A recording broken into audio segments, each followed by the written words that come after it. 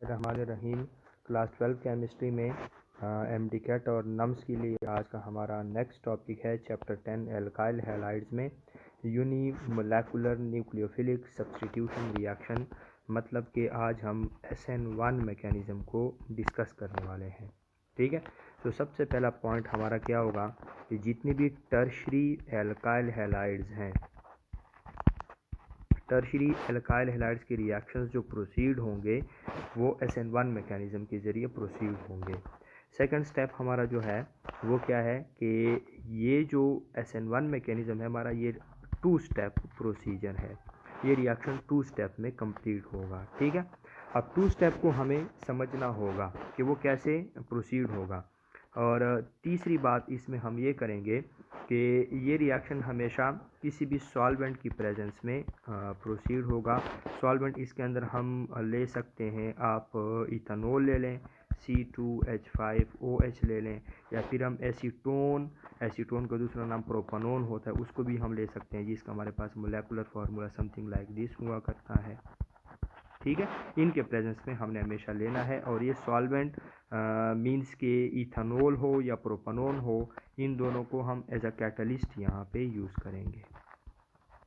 Okay, अच्छा, next, चूँकि हमने बात की है कि ये एक 2 स्टेप प्रोसीजर है। अब ये 2 स्टेप प्रोसीजर जो है इसको हमें अंडरस्टैंड करना पड़ेगा। कैसे? सपोज़ करें मैं कोई भी यहाँ पे टर्शरी एल्काइल हैलाइड यहाँ पे अगर मैं ले लेता हूँ, जैसे कि मेरे पास है CH3 कार्बन है यहाँ पे भी सपोज़ करें मैं क्या ले लेता हूँ, एक CH3 ले लेता हूँ, यहाँ पे भी मैं एक CH3 ले लेता हूँ। ये क्या है मेरे पास, यहाँ पे हैलोजन अटैच है जो कि पार्शल नेगेटिव चार्ज होगा, और ये कार्बन पार्शल पॉजिटिव चार्ज होगा। अब यहाँ से अगर आप देखते हैं, यहाँ पे सारे बल्की ग्रुप्स लगे हुए हैं। यहाँ पे मैं एक वर्ड लिख देता हूँ, थोड़ा सा हमें कॉन्सेप्ट को समझना पड़ेगा। यहाँ पे ये सारे बल्की ग्रुप्स हैं, ये एक अल्काइल ग्रुप है, ये भी अल्काइल ग्रुप है, ये भी अल्काइल ग्रुप है। अब जब इतने बड़े ग्रुप्स हमारे पास इलेक्ट्रोफिलिक कार्बन के साथ अटैच होते हैं, तो यहाँ पे इन बल्की ग्रुप्स की वजह से इनका आपस में स्टेरिक इफेक्ट प्रोड्यूस होता है। ठीक है, ये एक और टर्म हमारे पास है, स्टेरिक इफेक्ट। अच्छा, स्टेरिक इफेक्ट क्या चीज़ होती है?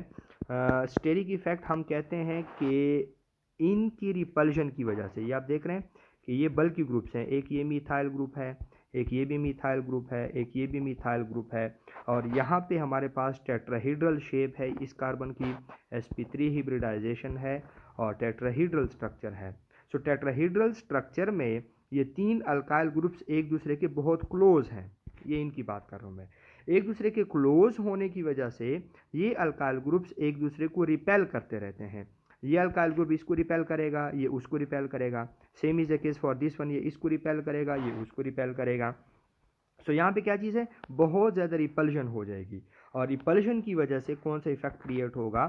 Steric effect. Steric effect means कि ये molecule due to these repulsions destabilise हो जाएगा। ठीक है, अब हमारे पास 2 स्टेप मैकेनिज्म ये क्यों है, इस चीज़ को ज़रा अंडरस्टैंड करने की ज़रूरत है।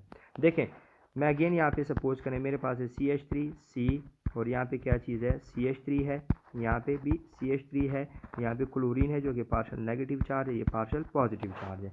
अब आप अगर देखें, यहाँ पे ये दोनों ग्रुप्स आपस में एक दूसरे को रिपेल कर रहे हैं, ये यहाँ पे एक दूसरे को रिपेल कर रहे हैं। ठीक है, जो कि डिस्टेबलाइजेशन होगी ड्यू टू दिस रिपल्शन, और स्टेरिक इफेक्ट क्रिएट होगा। अब यहाँ पे पॉइंट ये है कि अगर ये ग्रुप्स आपस में रिपल्शन कर रहे हैं एक दूसरे को, तो यहाँ से न्यूक्लियोफाइल को क्या स्पेस मिलेगा इस इलेक्ट्रोफिलिक कार्बन को अटैक करने के लिए? बिल्कुल भी नहीं मिलेगा, क्योंकि ये जो हमारे पास ग्रुप्स हैं ये आपस में एक दूसरे के साथ रिपल्शन कर रहे हैं, यहाँ पे स्पेस है ही नहीं। ये वाले आपस में यहाँ पे रिपल्शन कर रहे हैं, यहाँ पे भी स्पेस नहीं है। फ्रंट से तो न्यूक्लियोफाइल अटैक कर नहीं सकता।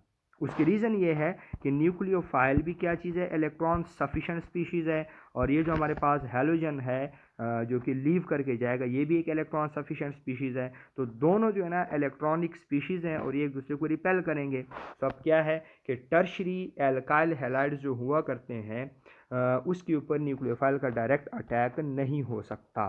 क्यों नहीं हो सकता? ये दोनों रीज़न है कि न्यूक्लियोफाइल फ्रंट से अगर अटैक करेगा तो इस लिविंग ग्रुप के साथ रिपेल करेगा, और बैक साइड से अगर अटैक करेगा तो वहाँ से इसको स्पेस नहीं मिलेगी, इसको जगह नहीं मिलेगी इस इलेक्ट्रोफिलिक कार्बन को अप्रोच करने के लिए।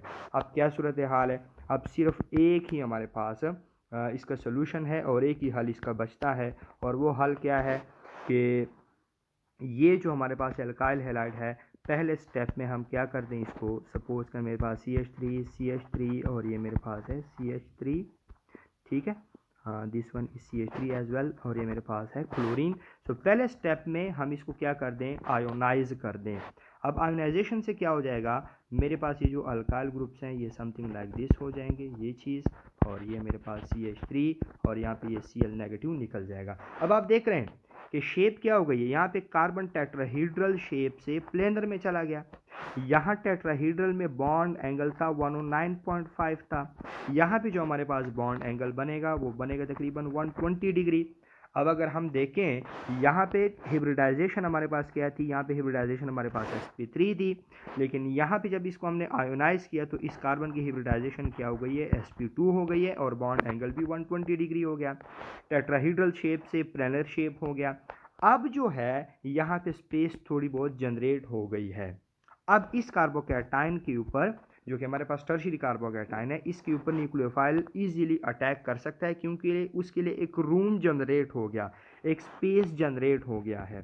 सो टू स्टेप मैकेनिज्म हम इसलिए करते हैं क्योंकि हमने इसको आयोनाइज करके थोड़ा सा न्यूक्लियोफाइल के लिए स्पेस जनरेट करना है, क्योंकि अगर आयोनाइजेशन ना हो तो फिर न्यूक्लियोफाइल ना बैक साइड से अटैक कर सकता है due to steric effect. Steric effect again मैं एक दफ़ा एक्सप्लेन कर दूं कि यहाँ पे ये बल्की ग्रुप्स लगे हुए, बड़े ग्रुप्स मीन्स के अल्काइल ग्रुप्स लगे हुए, ये अल्काइल ग्रुप्स एक दूसरे को रिपेल कर रहे हैं, मीन्स के स्पेस है ही नहीं, वो आपस में एक दूसरे को चपेड़े मार रहे हैं, तो ये न्यूक्लियोफाइल को कहाँ से अंदर ये घुसने देंगे, ठीक है जी। सो फ्रंट से भी अटैक नहीं कर सकता। सो वाहिद एक सोल्यूशन ये है कि पहले स्टेप में इसको हम क्या कर दें, आयोनाइज कर दें, ताकि हमारे पास टेट्राहीड्रल से प्लेनर बन जाए, बॉन्ड एंगल भी 109.5 से 120 डिग्री हो जाए, और हिब्रिडाइजेशन भी sp3 से sp2 हो जाएगी। तो अब न्यूक्लियोफाइल के लिए क्या हो जाएगा, थोड़ा सा स्पेस जनरेट हो जाएगा। अब यहाँ पे डबल चांसेस हैं। अब इस कार्बोकैटायन के ऊपर ये मेरे पास CH3 है, ये CH3 है, ये भी CH3 है। अब न्यूक्लियोफाइल फ्रंट से भी अटैक कर सकता है, ये न्यूक्लियोफाइल बैक से भी अटैक कर सकता है। 50-50 चांसेस हैं, अगर फ्रंट से अटैक करे फ्रंट के भी 50% चांस हैं, ठीक है, और अगर ये बैक से भी अटैक करे, ये यहाँ से बैक में लिख देता हूँ, बैक से अगर अटैक करे बैक से भी इसके पास 50% चांस है। लेकिन फ़र्क क्या पड़ेगा, फ़र्क ये पड़ेगा कि अगर न्यूक्लियोफाइल बैक साइड से अटैक करेगा तो हमारा जो प्रोडक्ट बनेगा वो इन्वर्टेड प्रोडक्ट बनेगा। आई मीन टू से सपोज करें न्यूक्लियोफाइल ने यहाँ बैक साइड से अटैक किया है, तो हमारा प्रोडक्ट क्या होगा, हमारा प्रोडक्ट समथिंग लाइक दिस हो जाएगा, ये CH3 and this one is CH3, ये मेरे पास यहाँ पे न्यूक्लियोफाइल अटैच हो जाएगा। आप देख रहे हैं मैं इसको इन्वर्टेड प्रोडक्ट इसलिए कह रहा हूँ क्योंकि पहले मेरे पास फंक्शनल ग्रुप जो लगा हुआ था वो कहाँ पे लगा हुआ था, वो यहाँ फ्रंट साइड पे लगा हुआ था, अब कहाँ पे लगा है, अब बैक साइड पे लगा है। टोटल 180 डिग्री के ऊपर हमारा प्रोडक्ट रोटेट हो गया है, इसलिए इसको हम क्या नाम देते हैं, इन्वर्टेड प्रोडक्ट कहते हैं, ठीक है। यहाँ पे सॉरी आर लिखना भूल गया, इन्वर्टेड प्रोडक्ट। लेकिन अगर न्यूक्लियोफाइल कहाँ से अटैक करता है, सपोज करें अगर न्यूक्लियोफाइल यहाँ फ्रंट से अटैक करता है तो अब क्या चीज़ होगा, यहाँ पे पॉजिटिव चार्ज में लगाना भूल गया था, ठीक है। सो न्यूक्लियोफाइल अगर ये फ्रंट से अटैक करेगा तो हमारे पास मॉलिक्यूल क्या बनेगा, प्रोडक्ट जो बनेगा CH3, ये भी हमारे पास CH3 होगा, यहाँ पे भी CH3 लगेगा, यहाँ पे न्यूक्लियोफाइल अटैच हो जाएगा। अब अगर आप देख रहे हैं ये मेरे पास जो प्रोडक्ट है ये मेरे पास रिटेंडेड प्रोडक्ट है। रिटेंडेड मीन्स कि पहले जहाँ पे हमारा न्यूक्लियोफाइल लगा हुआ था, जहाँ पहले हमारा लिविंग ग्रुप लगा हुआ था, हैलोजन जो लगा हुआ था, न्यूक्लियोफाइल सेम उसकी पोजीशन पे लगा हुआ है, सो ये प्रोडक्ट रिटेंडेड है। अब इन्वर्टेड की भी यहाँ 50% चांसेस हैं और रिटेंडेड की भी यहाँ पे 50% चांसेस हैं। लेकिन SN2 मैकेनिज्म में हमने क्या पढ़ा था, SN2 मैकेनिज्म में हमने ये बात की थी कि वहाँ पे टोटली इन्वर्टेड प्रोडक्ट बनेगा, वहाँ पे टोटली न्यूक्लियोफाइल क्या काम करेगा, बैक साइड से अटैक करेगा, ठीक है। सो डिफरेंसेस MDCAT नम्स MCQs के लिए सारा आपने अंडरस्टैंड करना है और अच्छे तरीके से इसको प्रिपेयर करना है, ठीक है। नेक्स्ट इसके अंदर अगर हम बात करेंगे, नेक्स्ट पॉइंट हमारा क्या बनेगा इसके अंदर, हमने हिब्रिडाइजेशन तो बात कर ली है, सो पॉइंट नंबर 3 या maybe I think point number 4 है, उसके लिए हम बात करेंगे मॉलिकुलरिटी की, ठीक है। सो मॉलिकुलरिटी को हमने पहले भी डिफाइन किया है कि मॉलिकुलरिटी क्या मतलब है। Molecularity of a reaction is defined as the number of molecules take part in the rate determining step. ठीक है, अब इस पॉइंट को अंडरस्टैंड करना बहुत ज़रूरी है। देखें, अगर कोई भी reaction more than one step में प्रोसीड हो रहा हो, मैं कह रहा हूँ कि एक ऐसा रिएक्शन है जो कि मोर देन वन स्टेप में प्रोसीड हो रहा हो, जैसे हमारा ये वाला रिएक्शन है, इसमें क्या चीज़ है, CH3C, ये भी CH3 है, यहाँ पे CH3 है, यहाँ मेरे पास हैलोजन लगा हुआ है, ये रिवर्सिबल रिएक्शन होगा। तो इसमें ये अगर आप देखते हैं, यहाँ पे पहले स्टेप में क्या हो रही है, पहले स्टेप में आयोनाइजेशन हो रही है। ठीक है, ये पॉजिटिव बन जाता है और यहाँ पे Cl नेगेटिव में निकल जाता है। फिर दूसरे स्टेप में अगर हम देखते हैं, दूसरे स्टेप में हमारा ये जो कार्बोकैटायन है, ये क्या हो जाएगा, ये न्यूक्लियोफाइल के साथ कंबाइन हो जाता है, इसके ऊपर पॉजिटिव चार्ज है। कोई भी न्यूक्लियोफाइल, सपोज कि मैं यहाँ पे OH नेगेटिव ले लेता हूँ, तो मेरे पास जो प्रोडक्ट बनेगा वो क्या बनेगा, वो मेरे पास टर्शरी अल्कोहल बन जाएगा। ये CH3 and this one is CH3, यहाँ पे OH लग गया। अब इस रिएक्शन को अगर हम देखते हैं, ये मोर देन वन स्टेप में प्रोसीड हो रहा है, ये स्टेप है, ये दूसरा स्टेप है। सो ऐसे रिएक्शन जो मोर देन वन स्टेप में प्रोसीड हो रहा हो, उसमें सबसे स्लो वाला जो स्टेप होता है वो रेट डिटर्मिनिंग स्टेप हुआ करता है।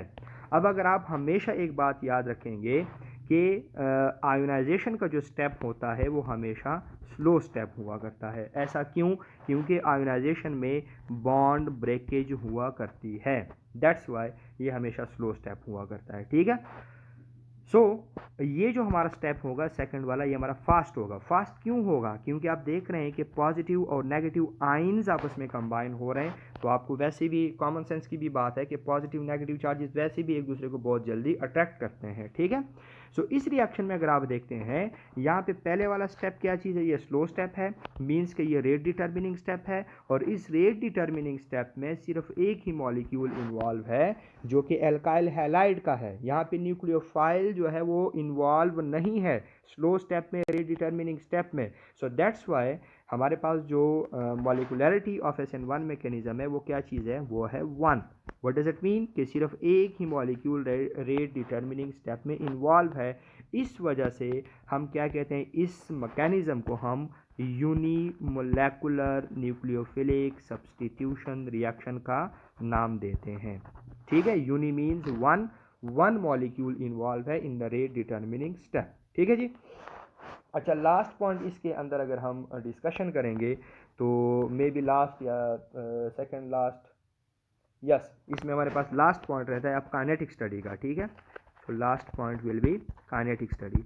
सो काइनेटिकली अगर आप इसको चेक करते हैं, अगर आप एक्सपेरिमेंटली इस रिएक्शन को प्रोसीड करते हैं, तो हमें ये पता चलता है कि इस रिएक्शन का जो रेट है वो सिर्फ एल्काइल हैलाइड्स की कंसंट्रेशन पे डिपेंड करता है, वो न्यूक्लियोफाइल की कंसंट्रेशन पे डिपेंड नहीं करता। ठीक है, सो इसलिए हमारे पास ये भी चेक किया गया है कि अल्काइल हैलाइड जो है ना, with respect to alkyl halide अगर हम इसका रेट चेक करें तो फर्स्ट ऑर्डर हुआ करता है, और चूंकि यहाँ पे एक ही मॉलिक्यूल की कंसंट्रेशन पे डिपेंड करता है, तो ओवरऑल SN1 का जो ऑर्डर होगा वो भी फर्स्ट ऑर्डर होगा। ठीक है जी। सो इस तरह के मज़ीद नम्स, MDCAT, आगा खान, जो भी हमारे पास मेडिकल एग्ज़ाम्स के लिए अगर आपको प्रिपरेशन करनी है, तो आप हमारे इस केमिस्ट्री स्कूलर्स के चैनल को सब्सक्राइब करें, फॉलो करें इसको, और डिस्क्रिप्शन में व्हाट्सएप नंबर्स गिवन है। अगर आप ऑनलाइन लेक्चर लेना चाहते हैं तो बहुत रीज़नेबल फ़ीस में हम ऑनलाइन लेक्चर भी प्रोवाइड